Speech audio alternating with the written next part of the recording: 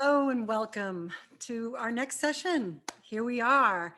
This one is called Sabotage and Rebellion.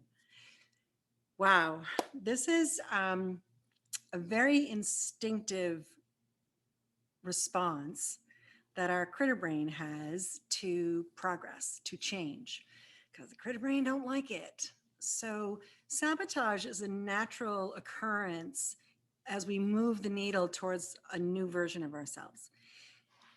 Sabotage is kind of a sliding back into old patterns because we feel threatened in our critter brain that where we're going is so new that what if we're not okay in that space? So we sabotage. Um, the good news about sabotage is that it is a indication of an unmet need, because anytime that you're in pain, the behavior that comes from that, specifically sabotage, is trying to tell you something that you're not paying attention to. Whether it be that you're not embracing the change in a positive way, or that it doesn't, feel safe for you. The purpose of sabotage is to set you back into a more familiar place.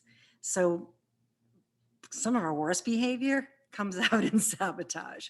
We start manipulating or avoiding or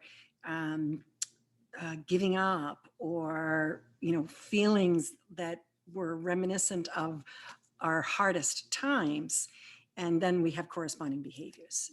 So sabotage usually occurs at this point in the progress that we make in coaching in this transformational process, is that by the time you get to the fifth week, oh my gosh, the fifth session, we're like not really sure of the process yet. So sabotage becomes the mechanism to feel safe. Um, so some of the excuses we have is for sabotage are something else is more important. I'm afraid of other people's opinions, or I've been good lately, so I'm going to act out. And there's lots of different ways that we can do this. So sabotage is unique to each person, but predictable. Whenever we do a strong push forward, there's going to be that resistance that sets us back. And why I introduce this is it's not to be defeated. For you to be defeated by sabotage, it's a check-in, it's a reboot. It's looking at what do I need to anchor stronger in the previous material, so that my critter brain is like, okay, I'm on board with this, versus fight, flight, or freeze. So the lesson here is that we are driven by emotions of shame, guilt, embarrassment, but mostly fear. And there are 5 fears. They might feel like 100, but there are basically 5. Not getting what I want, losing what I have, other people's opinions, fear of success, and fear of failure. So no matter what fear you name, it's going to fit into one of those 5 categories. And the understanding behind it is pretty follow through-ish. Like, if I'm afraid of other people's opinions, that makes sense when I am a doormat, or I am not voicing my opinion, or I'm not doing what I want to do because someone's not agreeing with me that this is a good idea. So one of the biggest sabotages is other people's opinions. But then there's also that huge fear of success. So what if I actually become this person that I want to? How will the world respond to me, my family, my friends? What if I up level and they don't? And the risk of that is you might leave them behind. And, that's the evolution of your journey, is to, um, you know, people are in your life for a reason, a season, or a lifetime. And sometimes we get trapped by the lifetime expectation that that person is supposed to be here forever. But it may not be that that was the purpose of the relationship. So sabotage will be in relation to relationships. Like I've said, the most difficult part of life is relationships. It's not our careers or our health. So, um, but why is change painful? Why do we get to this space and resist it so much? And it really comes down to the fact that we are attached to something.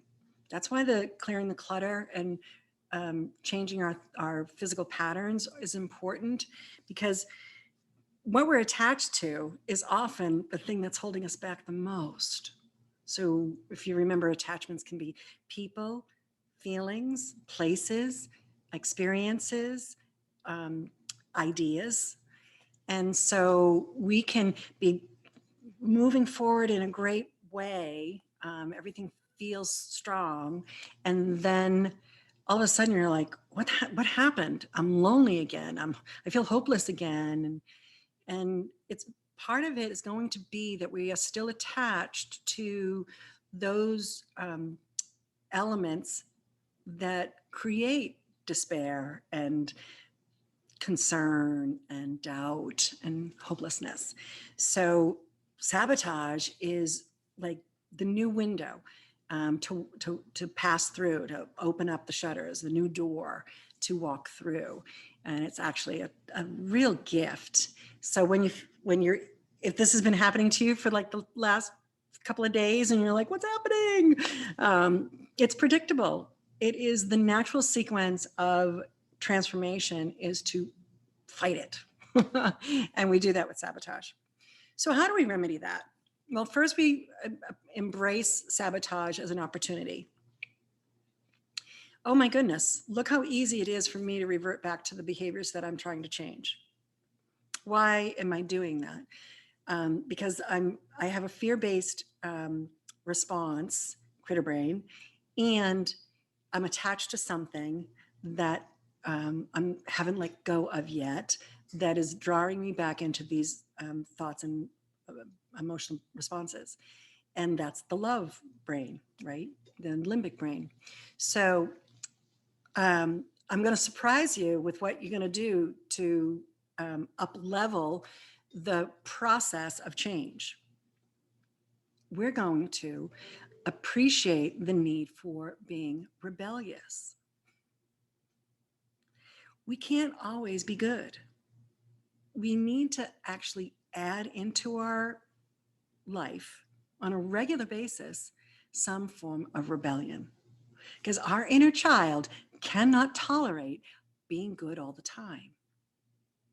Even if you're the kind of person that's good all the time, your rebellious child is screaming at you inside. So what we invite in the second half of this process is rebellion. Now, rebellion is an invitation to do, fun, outside the box things that are not dangerous or criminal. So, but giving yourself permission to, you know, um, dance naked in the living room, jump in the pool with your clothes on, um, uh, short sheet your friend's bed when you're visiting, like fun, safe things that are giving that inner child the expression of being fun loving and edgy. And in that, you're releasing that I have to do this well. I have to be perfect. I have to be on game all the time. The rebellion will allow you to enjoy the part of us that needs to reboot and be a little reckless, a little fun, So the exercise here is to start to create some rebellious things that you can do, that you can put into your week, something fun and challenging, that is going to answer and help the sabotage from happening again. Sabotage is the rebellious child not being heard. So I had a young girl in Texas, and she covered her body with fake tattoos and then invited her dad to dinner, and he was mortified.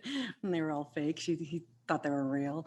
You know, like fun stuff that is, you know, out of the box. So sabotage and rebellion, they serve each other. You know, anything that we're experiencing is going to be your teacher. It is always an opportunity. Every obstacle is an opportunity. Everything that you're going through is providing information for an unmet need. That is the bottom line of why we operate in confusion. It's because we have an unmet need that we have not identified.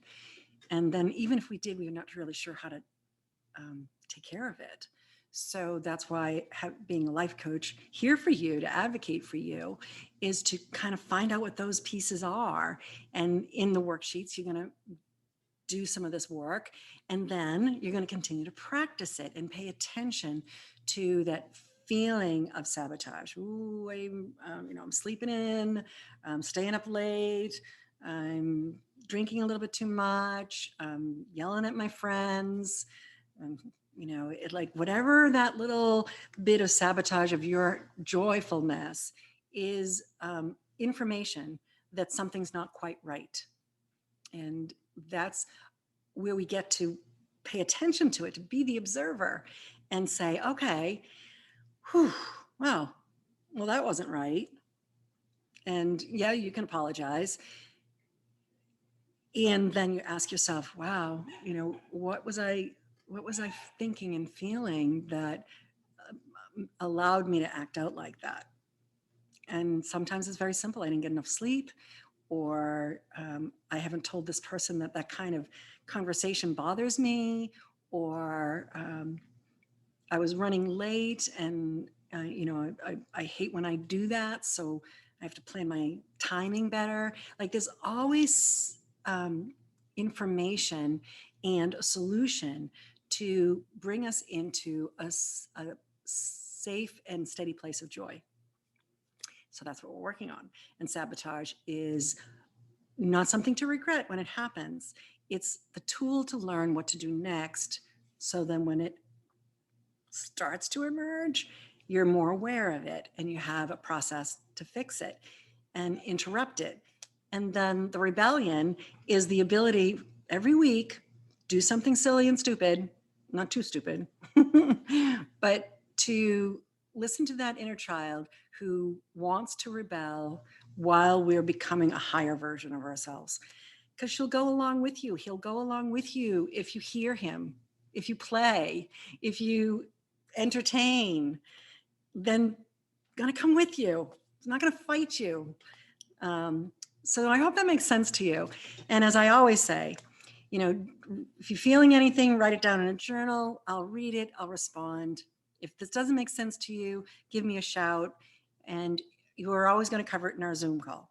So welcome to Sabotage and Rebellion. I hope you enjoyed it, and we will have a nice conversation about it when we're all done.